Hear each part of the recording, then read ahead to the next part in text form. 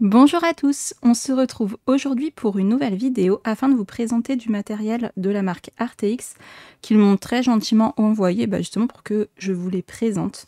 Alors il va s'agir de 14 crayons à papier, voilà, traditionnels, donc les crayons de bois, et des marqueurs acryliques. Donc là je vais commencer à avoir beaucoup de marqueurs acryliques. Donc c'est bien parce que ça permet aussi de les comparer et tout. Donc voilà, aujourd'hui je vais juste vous les présenter. Et puis sur du plus long terme, je pourrais un petit peu plus les comparer quand j'aurai un peu plus de recul. En attendant, je vous présente tout ça. Alors, pour les crayons de papier, en fait c'est dans une boîte poussoir comme ça, donc vraiment plutôt sympa. Et ce que j'aime bien, c'est que les crayons en fait sont colorés. Mais bon, ça reste des crayons à papier. Alors, ils arrivent comme ça, donc ils sont pas taillés du tout. Voilà, et je les trouve trop beaux, mais bon, après, nous, on aime les couleurs, hein. Donc, ce que je vais faire, c'est que je vais les tailler et je vous reviens juste après et on va pouvoir les tester. Alors, déjà, ce qu'on peut voir, c'est qu'il y a différentes tailles de mines à l'intérieur, puisqu'en fait, les mines larges seront les crayons les plus gras. Donc, normalement, là, je dois être sur du 8 ou 9B sur ceux-là. Voilà, c'est ça, 7, 8B. Donc, ils vont jusqu'au 8B, logiquement. Il n'y a pas de 9B. Non, 6B, 7B, voilà. Donc, le plus gras sera le 8B.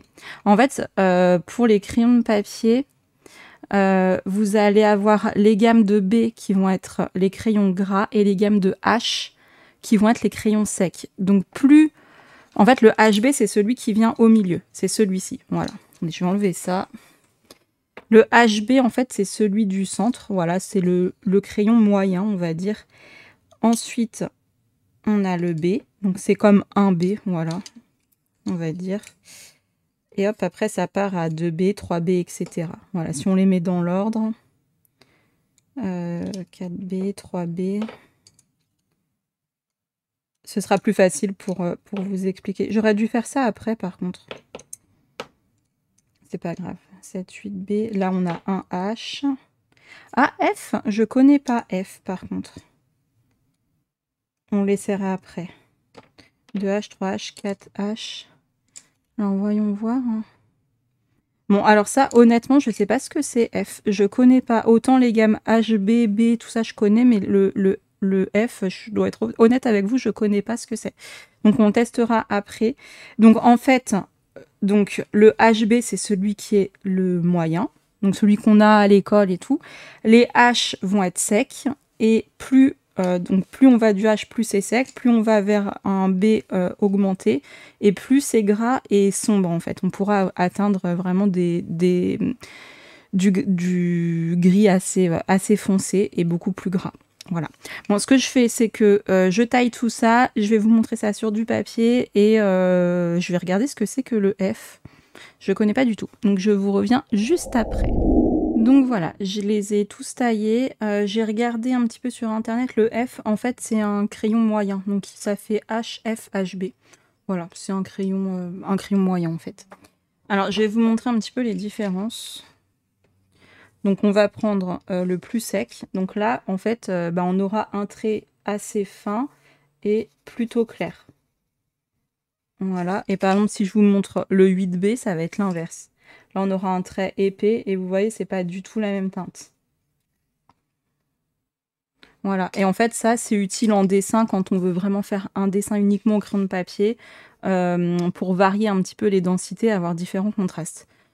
Ensuite, là, en fait, pour le colo, moi, je vais utiliser pour faire des ajouts, voilà, pour dessiner des petites choses et tout, si j'ai envie d'ajouter.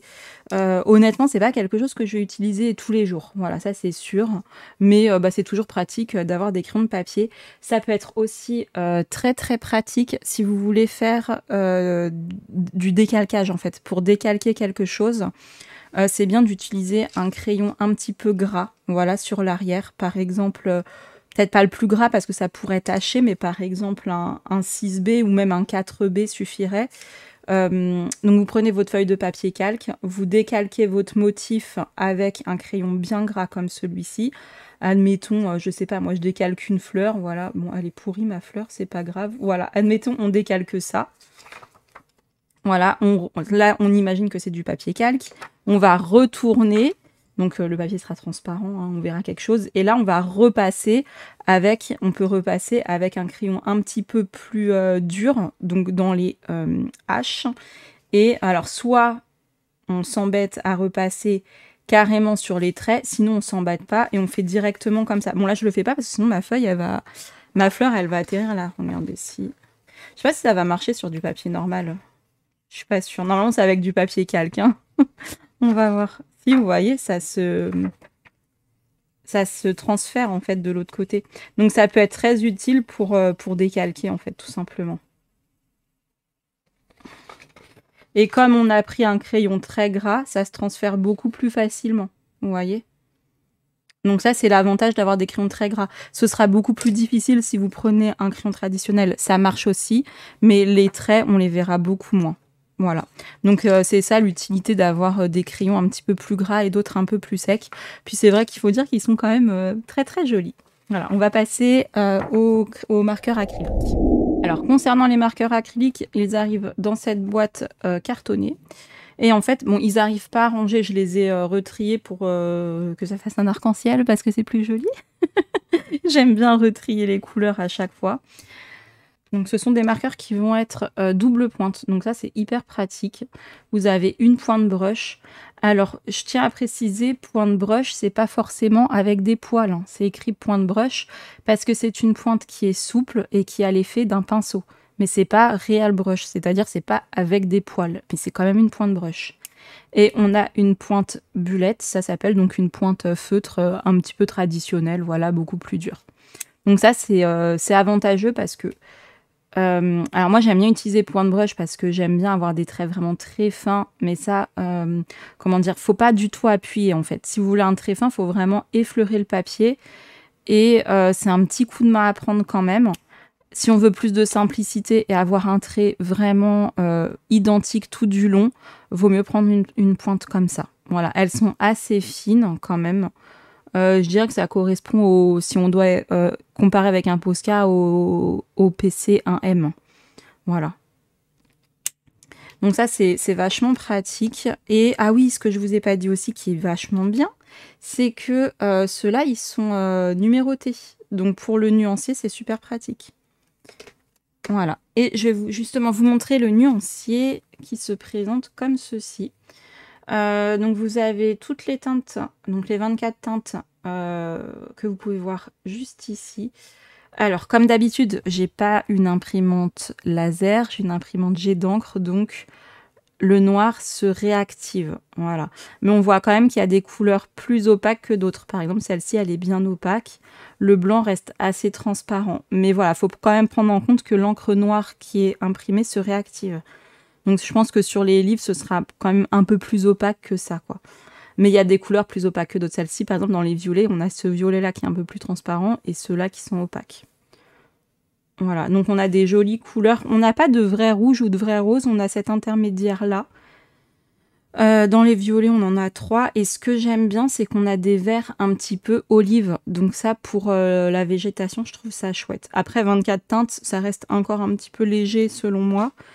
Mais on a quand même ce qu'il faut, sauf le rouge, quand même, ça manque d'un vrai rouge et peut-être d'un vert clair, parce qu'on a du vert comme ça, mais ça tire un peu vers le bleu, et on n'a pas de vert clair, en fait. On a de l'olive comme ça, mais on n'a pas un vert clair. Donc ça manque un petit peu. Mais après, voilà, pour commencer, et puis pour voir si déjà le marqueur nous plaît, c'est déjà pas mal. Voilà, moi, ce que je vais faire, en fait, c'est que je vais, comme j'ai déjà beaucoup de... J'en ai d'autres, en fait.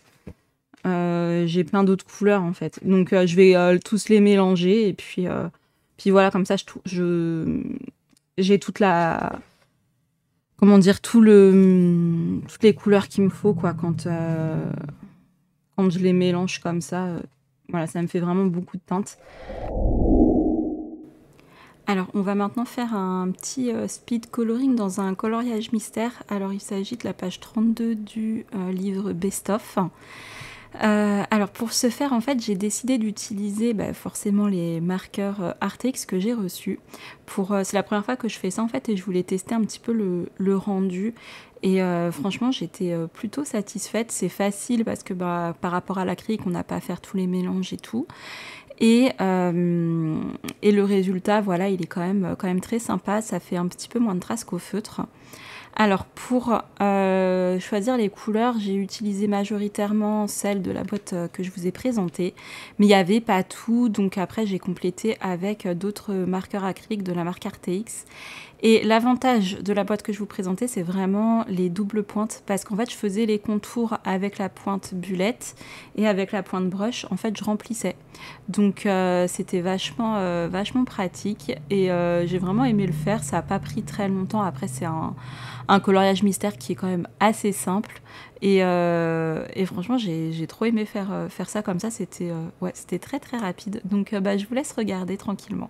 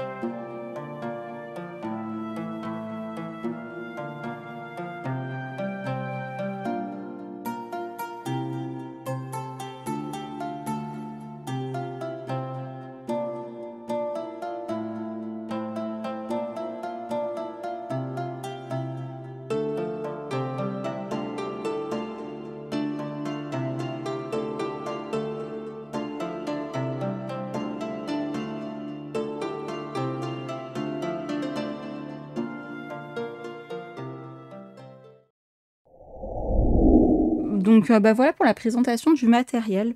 J'espère que ça vous a plu.